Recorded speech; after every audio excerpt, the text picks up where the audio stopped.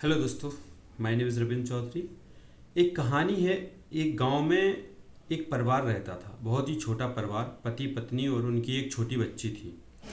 तो वह परिवार बहुत ही ज़्यादा परेशान रहता था। तो जो छोटी बच्ची थी वो अपने पिताजी से हमेशा ये पूछती थी कि पिताजी, हम लोगों के साथ में अच्छा कब होगा, हम लोग कब अच्छे से रह पाएंगे, कब हम लोग सुखी रह पाएंगे। तो पिताजी कहते थे, बेटा ऊपर वाला सब अच्छा करेगा।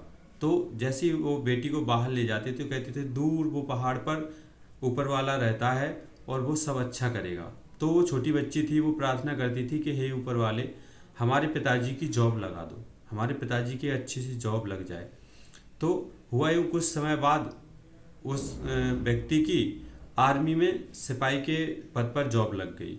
तो जैसे ही उनकी जॉब लगी, 1-2 साल 3 साल जैसे उनकी जॉब को हुए, तो अपने एक राज्य से दूसरे राज्य अपने राज्य पर दूसरे राज्य का हमला हो गया। तो जैसे उनके राज्य पर हमला हुआ तो युद्ध होने लगा। तो उस व्यक्ति को युद्ध में जाना पड़ा। तो जैसे वो व्यक्ति युद्ध में जा रहा था तो बेटी परेशान हो गई। वो कह रही है, हे ऊपर वाले, हमने कैसा ये जॉब मांगी, किस तरीके की जॉब मांगी कि अपने पिताजी को मैंने ही संकट में डाल दिया। तो जैसे ही वो जाने वाले थे तो बेटी ने कहा कि पिताजी 2 मिनट के लिए रुकिए। तो बेटी ने एक चिट्ठी लिखी और चिट्ठी लिखकर पिताजी को दे दी कि आप उस ऊपर ऊपर पहाड़ी पर जा रहे हो तो वहाँ पर जो ऊपर वाला है उसको मेरी ये चिट्ठी दे देना। तो पिताजी ने कहा कि बेटी तो सच में मान गई कि वहाँ पर कोई ऊपर वाला है। तो उसकी चिट्ठी ली और वो चले गए। जैसे ही वो गए तो बॉर्डर के पास पहुंचने ही वाले थे, तो जो पहाड़ पर लास्ट पोस्ट ऑफिस था अपना, उसके बाद में बॉर्डर था। तो जैसे ही लास्ट पोस्ट ऑफिस था तो उसमें उस चिट्ठी को लिया और उस पर ऊपर चिट्ठी पर लिख दिया कि बेटी, यहाँ पर कोई ऊपर वाला नहीं रहता है।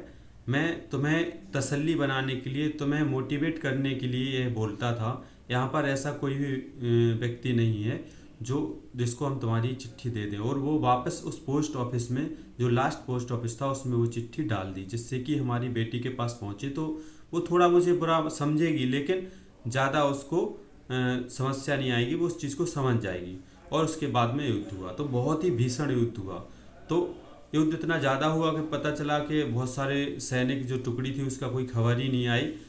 फिर उसके बाद हुआ यूँ कि 2-3 महीने बाद एक व्यक्ति दुबला पतला सा उस घर के सामने खड़ा। तो जैसी बेटी बाहर आई और उसने देखा कि दुबला पतला व्यक्ति वो तो मेरे पिताजी हैं, तो तुरंत जाके उनसे लिपट गई। और बहुत दिनों बाद मिले तो वो दोनों रोने लगी।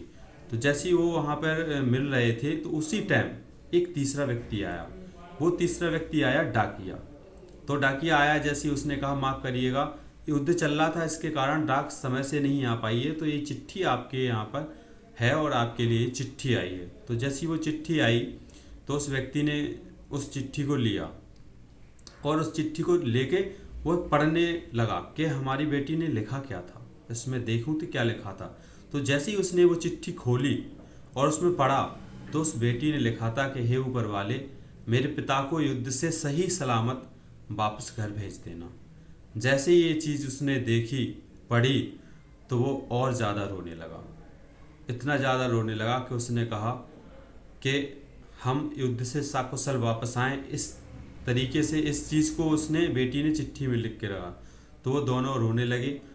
तो इस कहानी का उद्देश्य ये है कि आप कुछ भी चीज़ सोचते हैं, कुछ भी चीज़ करने के लिए सोचते हैं, उस पर अपना विश्वास बनाए रहें। दृढ़ निश्चय कर लें कि हमें ये चीज़ करनी है, और जो भी चीज़ करनी है वो चीज़ आपकी होगी। हमेशा आप जो भी चीज़ें सोचते हैं अपनी ज़िंदगी में कुछ अच्छा करने के लिए, आगे बढ़ने के लिए, उस चीज़ पर आप धैर्य बनाए रहें, उस चीज़ पर विश्वास बना रहे हैं। दृढ़ विश्वास आपके पास में होना चाहिए उस चीज़ पर। जैसे ही आपका विश्वास जितना ज़्यादा होगा, आपकी सफलता उतनी ज़्यादा होगी। बहुत बहुत धन्यवाद कहानी को सुनने के लिए। चैनल पर नए हो तो सब्सक्राइब कीजिए, लाइक कीजिए, कमेंट कीजिए और शेयर कीजिए कहानी अच्छी लगी हो तो। धन्यवाद।